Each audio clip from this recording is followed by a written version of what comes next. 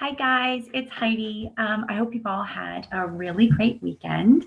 I've actually been under the weather a little. I have earache or something going on with my throat and my ear, but I seem to be in much better spirits today. I went through, so Mike and I discovered that there was an error with the last recording, and we've sent a few notes over to Zoom to find out what happened.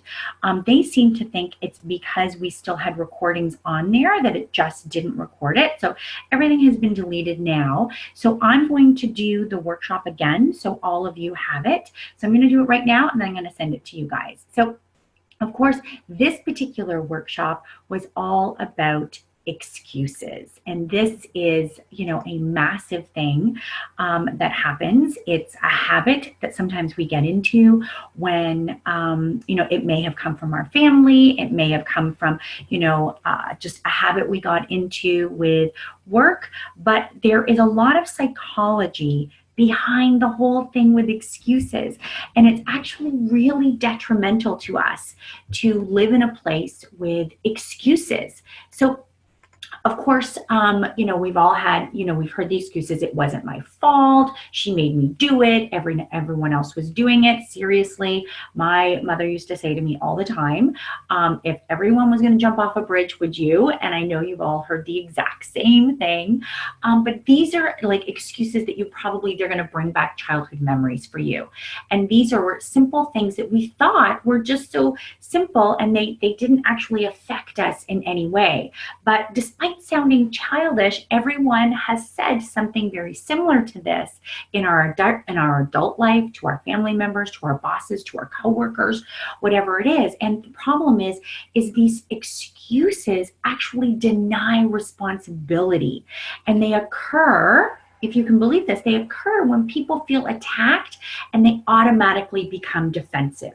So it's just that automatic response that's going to happen when someone comes in. We right away feel like someone is attacking us when in fact they're not. These are just conversations, but it's how we perceive it.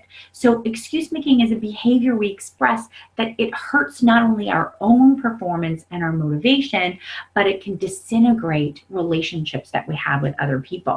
It serves as a distraction of sorts that prevents us from achieving the task, but it stems from a deeper unconscious desire to protect ourselves against anxiety and shame. So those are two words I'm going to bring up a lot as we go through excuses. Excuses come from a protection against anxiety and shame. And it's the moment we have those feelings, we put up this wall, we put this barrier, we build it around us, this wall, so that we don't feel like we're attacked. So excuses are rationalizations we make to ourselves. So it's like we rationalize a really great excuse. Instead of taking responsibility, we rationalize this about other people. We constantly make excuses for other people. As parents, we sometimes make excuses for our kids. We make excuses for, our family members. We make excuses for our coworkers. We let them sometimes treat us the way we do, and we make those excuses. And it really just is, it's about denying responsibility and really looking at who that person is. We also do it for events and circumstances. How many people are in jobs that they dislike or are doing things, going and doing stuff, making up excuses in our head? We're rationalizing things and we're making these excuses. So for example, a perfect example, they are also, I should say, invented reasons we create to defend our behavior, to neglect a particular kind of action, and as a means of negating responsibility. We're going to go over that so many different times. So these are just our regular excuses. So for example, anxiety and shame happens. Your subconscious quickly tries to protect your senses of self from being attacked and criticized. You blurt out. So if someone was to say to you, why did you fail that test? Why were you late for work? Why, someone just does that. It's like that action automatically makes us go into a defensive mode, and we just blurt things out like, The test was unfair. It was traffic. We start blaming other things. We make excuses for our actions instead of saying, I was probably not prepared to do the test. I didn't study enough for the test.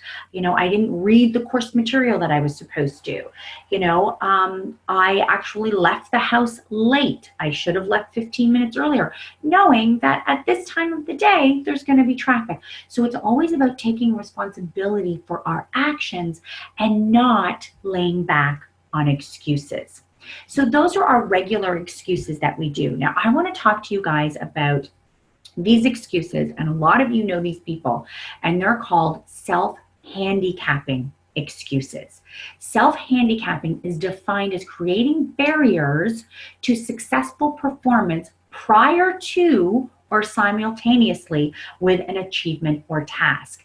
So these are things where you automatically make an excuse before you've even done anything. So it's like you're setting yourself up that you're always going to take, it that the success was great, but if you're not successful in something, you have something to rely on. So it refers to the actions or statements we make that allow us to avoid effort or responsibility for potential failures that could damage our self-esteem. And everyone out there knows these people. See, what happens is when we self-handicap our decisions and actions, provide us with a way to internalize success while externalizing failure. In other words, self-handicapping lets us take credit for the successes while blaming other external factors for our failures. So no matter what, you have a get out of jail free card is what it is. But these excuses, you're self-handicapping yourself, and you don't want to do that. So there's two different types here. So there's behavioral self-handicapping. And what that is when you make a task harder for yourself in fear of not successfully completing it. So for instance, I have a great example. You have a job interview booked for tomorrow, a great job interview. You've been looking forward to it, but there's still kind of that feeling kind of where you're just like, oh, what if I don't get it? What if I don't get it? Maybe you're doubting yourself. Maybe you don't have a lot of confidence in yourself for the job interview. So what you do is you self-handicap yourself by doing something that pretty much sets you up to fail. So for instance, someone calls you up and says, how about we go out for dinner tonight and we go for some drinks? And you have this very, very important job interview, but you're feeling kind of funny about it. And in a lot of cases, I need you to know that this is on a subconscious level. It's not even that you're realizing that you're doing it. It's just you automatically set yourself up to fail. So you go out, then you go for the job interview. When you don't get the job interview, you have self-handicapped yourself. So you're not going to blame yourself for it. What you're going to do is you're going to make an excuse that, well, you know what, I was hungover, I was really tired, I had to take care of so-and-so, she needed to talk. It's that fault, it's your action's fault instead of yours. So that's behavioral excuses. These are self-handicapping excuses, something you do not want to bring into your life. You need to always be taking responsibility and not make it something else's fault. The next one is claimed. This is the second self-handicapping that people do. This is when people self-handicap by coming up with justifications for their potential failure. So see how detrimental this is to your life? You are automatically giving yourself excuses because you're not believing in yourself enough that you will be successful. So instead of just doing it, you're giving yourself an out to make you feel better when you actually fail. So with this one, it's this person that right before they're supposed to do a presentation at work, they tell everyone, oh my gosh, I don't know how this is going to go. I've got, a really bad headache. I'm super tired today. I was up late. It's like they say things and do things so that if they get up and they do a poor job, it's not a stellar presentation. All of a sudden, they have their excuse that says, well, I knew it was going to go that way. Like I said, I was tired, I had a headache. The thing is is this is also really bad because it inflates any success that you have when you don't even really believe in yourself. So what happens is if you did do a really great job, well, then it's almost like you in your eyes have just become a superhero and to everyone else. So you're inflating your success by going, well, I mean, I nailed that. And can you believe it? I've only had 2 hours sleep, or I have a really bad headache. See, none of this is healthy behaviors. You are giving yourself excuses. You are doubting yourself. You are doubting there is shame that is existing. There is anxiety that is existing because you're giving yourself an excuse before you've even done something.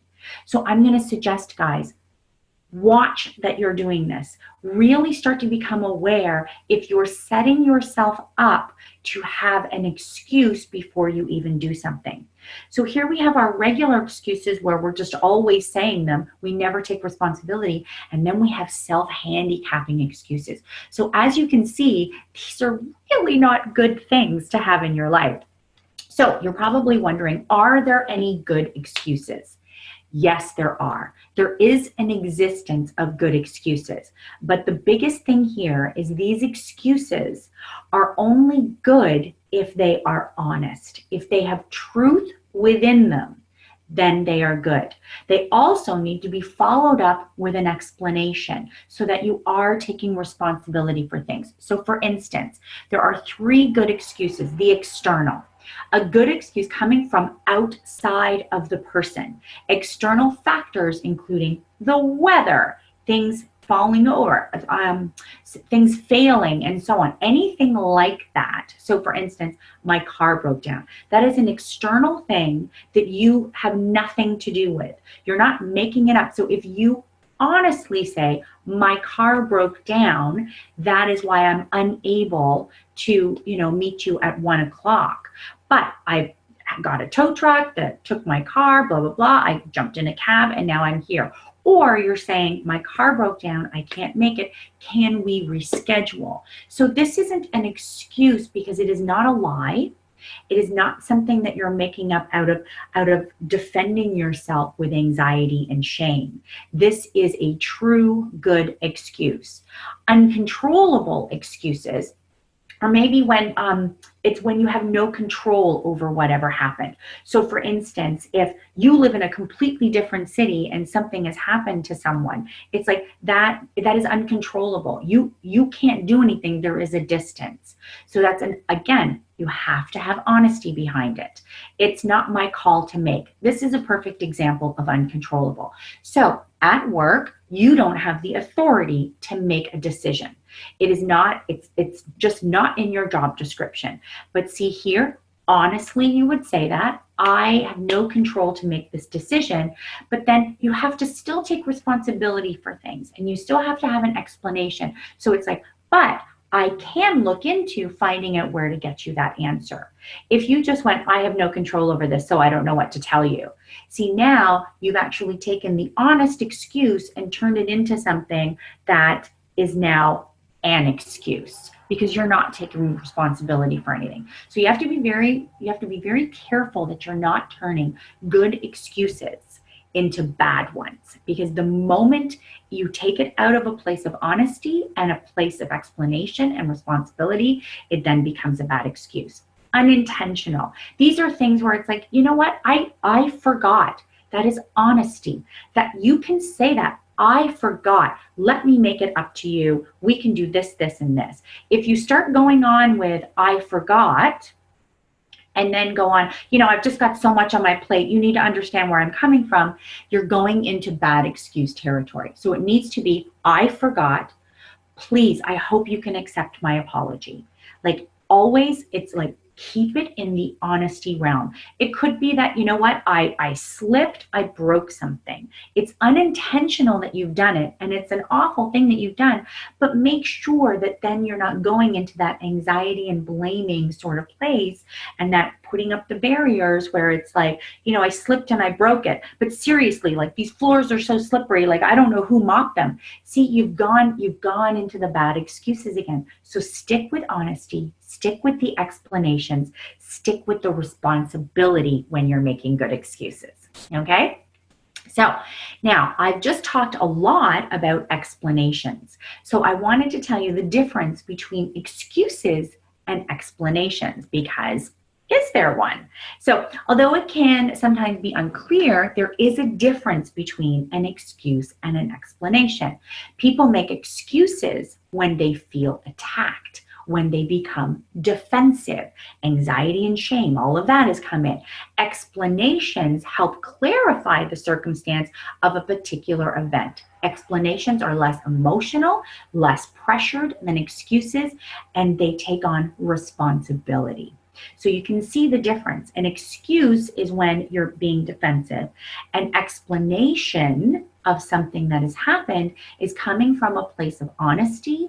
It's coming from a place of clarity and a place of responsibility. So these are perfect examples. So a child brings home their failing grade on a book report. You ask, what happened? And then this is the answer you get. It's not my fault. The teacher wasn't clear on what to include in the book report. Everyone else got a bad grade too. See, that's automatically excuses. There's absolutely no explanation in that, and there's no responsibility. Whereas if she said, I didn't understand what the teacher said, and I was too embarrassed to ask for help. So now she's fully taking responsibility for exactly what's happened and explaining why they got the failing grade. So this happens in any circumstance. If you take away the barrier and you open yourself up to that place of honesty, knowing that by putting up that barrier, you're actually going to a place of defensiveness and anxiety and shame. So what do people use excuses? Why do people use excuses rather than explanation? And of course, it's because they feel attacked. So imagine this situation now. So this is what I want to start clarifying. It's not just from the place of excuses, but how you easily set other people up to make excuses to you. So if the mother called the child in the kitchen and said, you know what?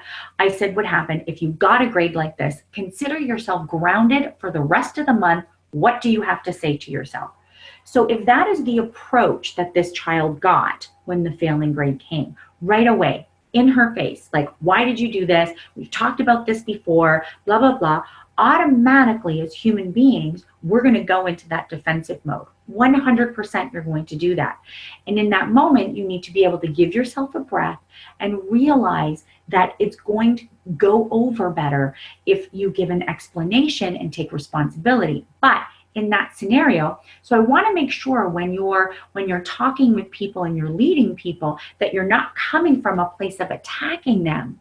When you attack, they can easily go to that defensive place. If someone if they're in such a habit of making excuses, that is exactly what's going to happen. So now imagine that the mother just called the girl into the room and said, you know what, can you come and sit down? We really need to talk. You know, I am surprised at your grade. We did talk about this, but you're a smart kid. Can you help me understand what happened? All of a sudden, it's now you've left a door open for this to automatically be an explanation, and from a place of honesty and from a place where someone's going to feel that they can explain and take responsibility instead of being attacked. Because as soon as we feel attacked, again, we just want to put that barrier up. So again, excuses deny responsibility and comes from feelings of defensiveness that pop up when someone is feeling attacked. Explanations allow for responsibility to be acknowledged and the situations to be explored and understood. Explanations occur when someone wants to be understood. So this is where you always want to keep yourself. When a person brings up problems with someone, this could be a boss, an employee, friends, family members, whatever the concern, if it comes from a positive place, you're going to get a positive response. If you're coming from a negative place, you're probably going to go into that. And then what happens? Excuses start happening. You know they're just excuses. Then you're even more angry because it's like, why can't you just take responsibility? And then it just becomes this whole dialogue of negativity. And you you never ever want that. Like accusations are always, they can, in so many cases, especially if people aren't aware of what excuses are and how detrimental they can be, they will go instantly to an excuse place if there's an accusation. Okay, so what are the types of excuses? Oh my gosh, I love this part so much because it's like every single human being, I'm going to go through a list of perfect excuses that we use, and all of us have used these excuses. Every single one of us has used these excuses. So there's not enough time. There is a psychology behind every single excuse that we use. And that's why I'm saying that it can be detrimental to your emotions and how you're leading yourself and coming from a positive place. Okay, so there's not enough time. This could actually mean you're lacking passion, focus, discipline, and direction just by saying there's not enough time. Likewise, it could suggest that your priorities are out of sorts and that you may be lacking the ability to manage your time effectively. Alternatively, this excuse could indicate that you simply just don't value your own time, or just that you don't want to take the time to do what you feel in order to achieve your desired outcome. See, so it's literally saying you just have a lack of desire and passion for anything. So I know we've all said it, because I know I've said that one too. There's just not enough time. And the thing is you need to start, if you're saying words like that, you need to start really becoming aware. And of course, you guys know how to do this. We journal. Okay, so this is a good one. This goal will be very difficult to reach. So it's like, you know what? It's just too hard. Like, it's just too hard for me to go after my dreams. It's just too hard to go after my goals. So this is something that you're saying. And every single one of us has either said it or we've heard someone say it. And what it means is you believe you're incapable. There is indeed no point in trying. That's what you're saying. But if you acknowledge the difficulty, you can begin to strategize, plan, and figure out what you will need to do to overcome the challenges, which of course will make you successful. So if you're just saying that is too hard, that's just, like, I can't do that. You're literally saying you don't have self-confidence in yourself and that you're incapable of doing it. You are all capable of doing everything and anything you set your mind out to do. Anything. You just need to believe in yourself, and you need to figure out how to do it. Strategize it, plan, write it down, write it out. See, so by saying those excuses, that excuse is you're literally letting yourself get away with something. It has nothing to do with anyone else but yourself. The next one, this is a good one. There's not enough money. I just don't have the money to do it. There's no money. Like, how am I supposed to do something? I just don't have the money. This can mean that you really don't consider money to be a priority, or you are simply looking for an easy way to make money and therefore don't have the desire, determination, persistence, or patience to work hard to achieve financial security. If you're saying, like, you're just not putting enough emphasis on there is enough money, it is important in my life, and I am going to do things. I'm going to be determined to do whatever it takes to achieve my financial security. So you need to go after it. There is always going to be enough money if you put your mind to it. Okay? I don't want to try because I'm afraid to fail. So it's like, what's the point? What's the point? Like, I don't want to do it. I can't do it. I really feel like I'm going to fail. I mean, people say these excuses all the time. When setting goals, you always want to try and succeed. It is always about succeeding. If you're putting out there that you're going to fail, that fear is going to come true then. If your mind is telling you that you don't even want to try, know that it is actually false and a response to the fear of failure you feel. So the good news, acknowledging that fear is the first step in overcoming it. Own your fear and then confront it. This is perfect for your journaling. This is perfect for your journaling. So it's like you have to watch the words you're using, because you remember how I always say, I feel like the universe is our magic genie, and whatever words you say, the universe goes, your wish is my command. Okay, this is a good one. People are saying, I'm too old, or they say I'm too young. I'm just too old to do that. What's the point in trying? I'm just too old now. Can mean that you lack understanding, confidence, or perspective. I said this when I did the workshop on Tuesday. Colonel Sanders, who did Kentucky Fried Chicken, went after that dream and was successful. He went after it at 66 years old. He started one of the largest, most successful franchises at 66. There's no too old, there's no too young. I mean, how many people do we see that are like 20 years old and they're incredibly successful and they're leading people and they're amazing? There's no such thing as this. You can achieve anything at any age. You are never too old, never too young to attain a goal or an objective. Alternatively, your age could actually work to your advantage. I mean, just the knowledge you have with being someone like Colonel Sanders at 66 years old who had done everything. He'd done so many things. And now he's like, I got this at 66. So watch what you're saying, because you're literally saying, I have no confidence in myself. I have no confidence in myself at this age. And you should, instead of worrying about the age, change your perspective and know you can achieve anything. I'll try really hard and fail. So if I try really hard and fail, I'll be devastated. How many times have you heard this one? If I do this and it doesn't work out, I'm going to die. Like, seriously, it's going to kill me. It's like, first of all, nothing's going to kill you.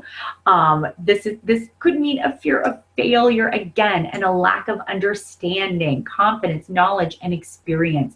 This often manifests in making excuses up front that can be used to explain the failure. So in this particular one, this is when this is a lot of self-handicapping in this, because you're already setting it up. Like, listen, if I fail, like, I'm going to be devastated, so I'm not even going to try it.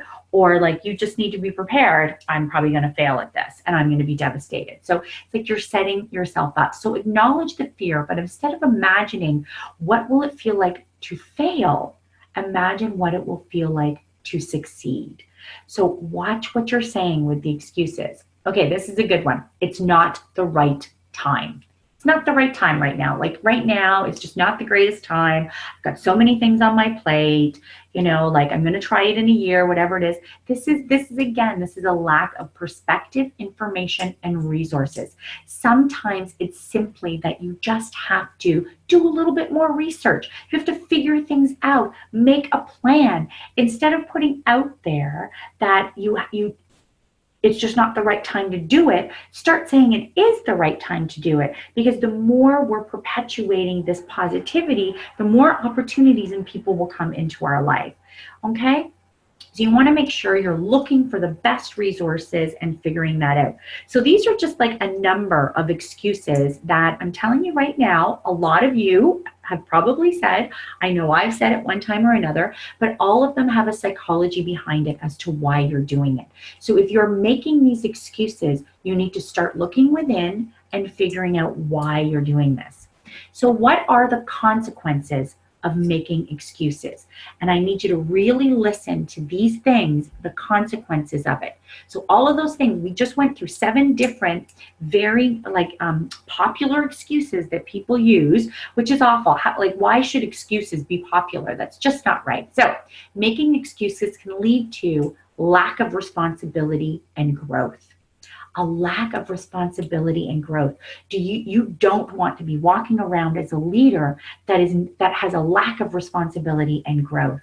Self-limiting beliefs. There were many of those excuses we just went through that comes down to you don't have the confidence in doing whatever it is that you want to do in your life.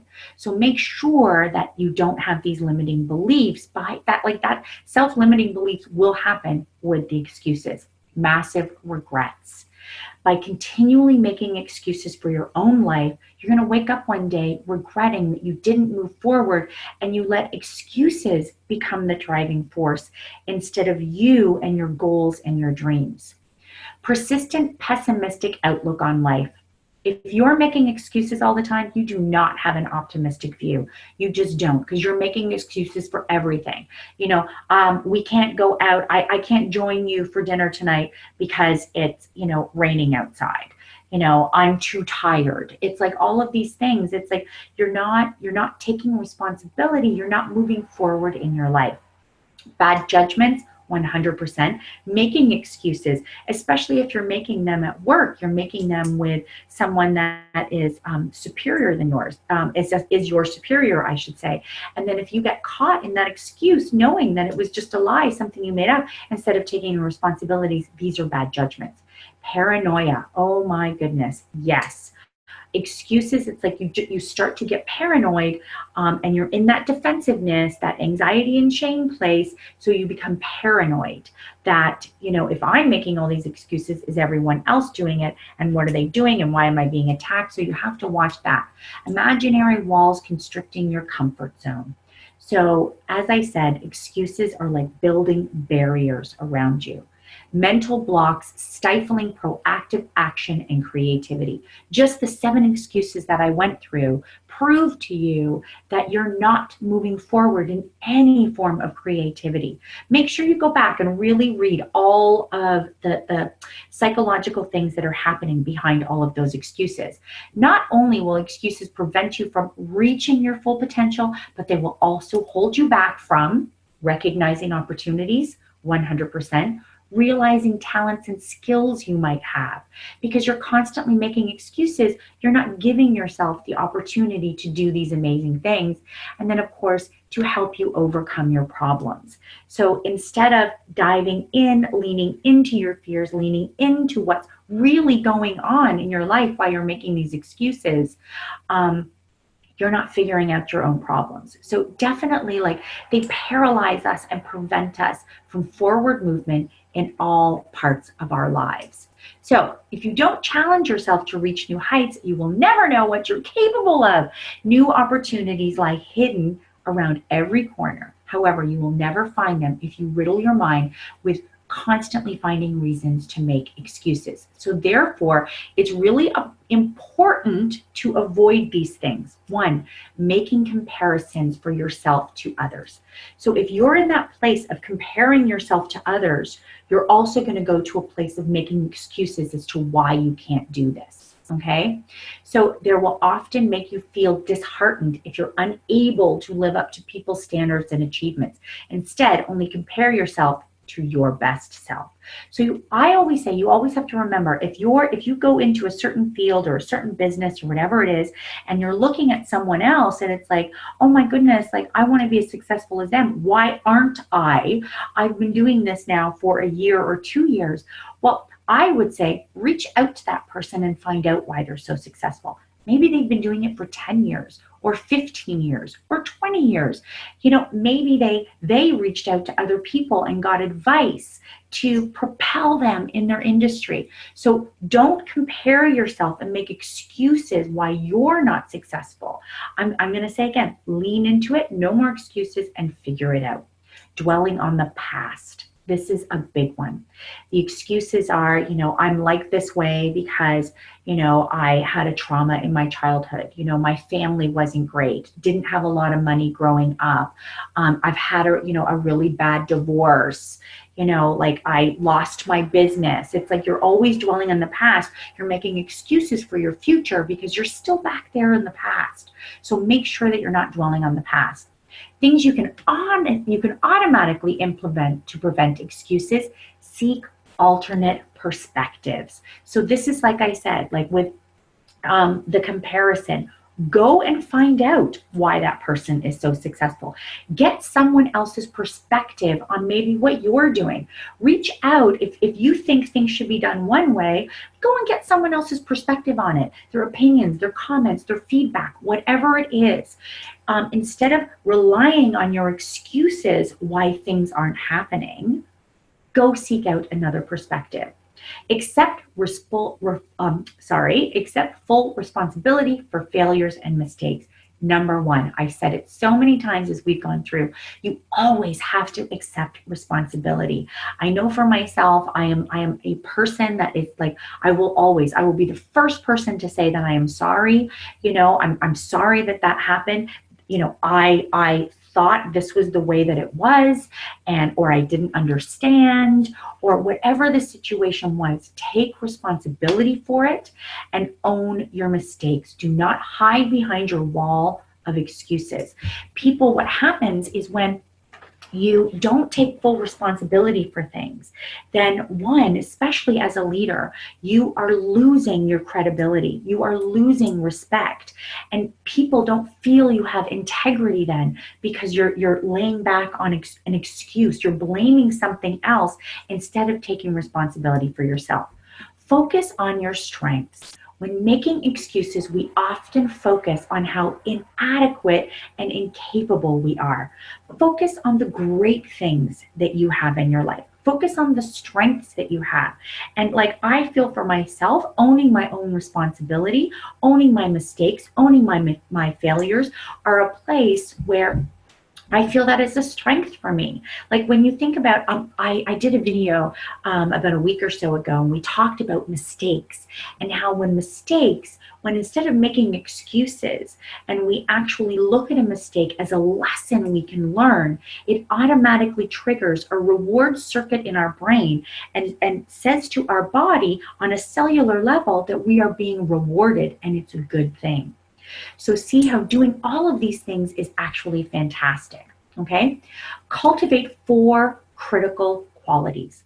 Cultivate patience, optimism, confidence, and persistence, okay? These things need to become staples in your life. They need to be the traits, the strengths that you stand behind. So how do we overcome excuses?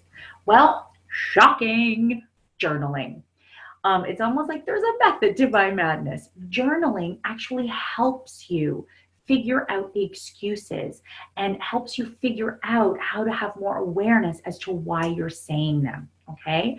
So create an excuses journal. So if you are someone that, and you're going to start to notice that the excuses that you make, and you'll probably be shocked at the amount of excuses you do make when you didn't think you did.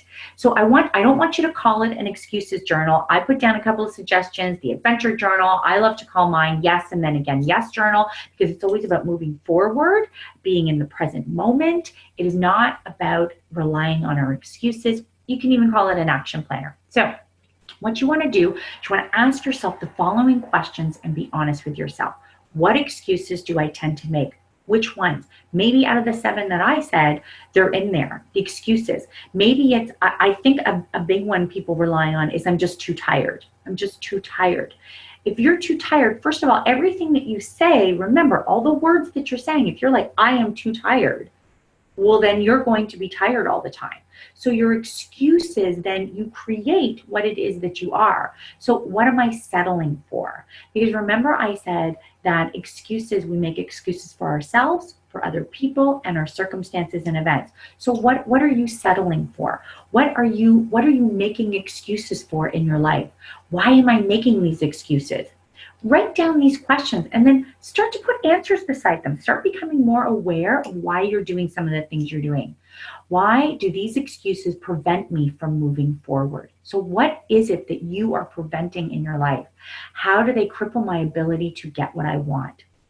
Then make a list of your fears. This is going to be important. If you have specific fears, do you have a fear of failure, a fear of success, a fear of speaking your mind? Whatever it is, you need to figure out your fears, because once you figure out your fears, then you understand why you're making excuses and why you're saying those things, why you're justifying things in your life when it's not necessary.